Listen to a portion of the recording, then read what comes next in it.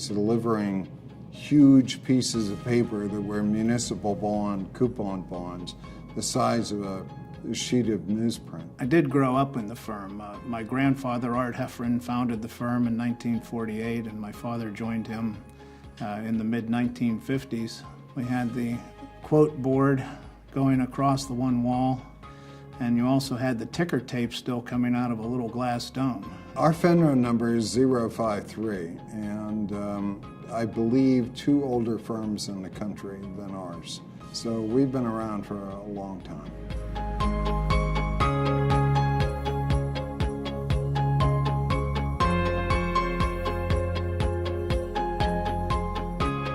Grandfather was a real gentleman, so he was very client-focused, but just loved the investment markets, and he loved to do what was right for his clients. My father, Bill Tillotson, joined him in 1958, and he had come from the insurance business. When my dad joined him, he got into the investment field and said, well, how can you recommend investments if you don't really know someone's situation? So my father was really an early pioneer in doing financial planning.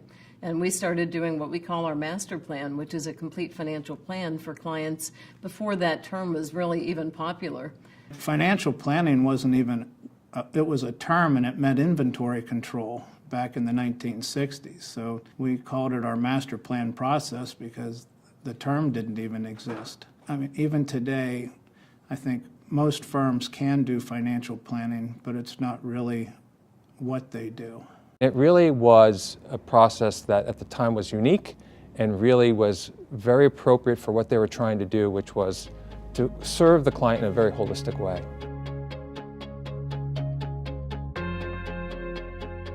Succession planning, I think, is really part of our DNA, which is something that is unique in terms of what Hefren-Tillotson has done, because I think, ironically, within our industry, many financial advisors are working with clients on their own succession planning, only to find out that within their own firm, they failed to do so. What makes Hefren-Tillotson different is they've grown through 4 generations of family ownership. A lot of very high-powered, self-made, successful entrepreneurs have great difficulty in recognizing their own mortality.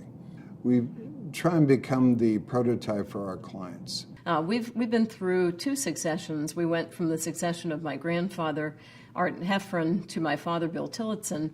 My father then was in charge for a very long time, and my father, when he was in his 60s, decided that he needed to start transitioning the leadership. What we do in this process is really guide them, and we use ourselves as an example, and I could cite numerous client relationships that we have been very, very successful in helping them on that transition.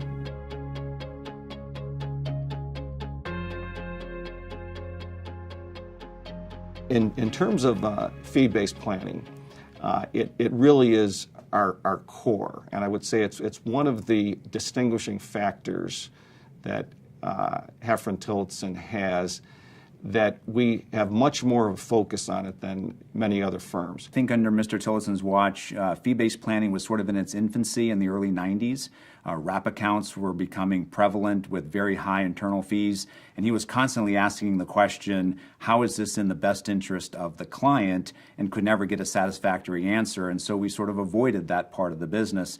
But Kim kind of knew that long-term, down the road, recurring revenue, fee-based planning, unbiased advice, this was something that needed to become part of who we are and needed to be incorporated within the business. One of the things I really wanted to see for our firm was that we had a model where we could get compensated for the ongoing service that we gave clients, and that we also would be putting together investment strategies that were consistent across advisors and really consistent across the firm.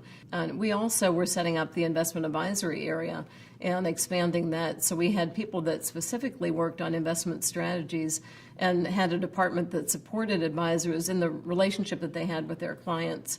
And fee-based planning just went along with that. Well, fee-based planning is really a win-win for the firm and for our clients. It really puts us on the same side of the desk and allows us to be completely objective in the advice that we provide to our clients and deliver on an ongoing basis. And I think that really gives us an advantage longer term.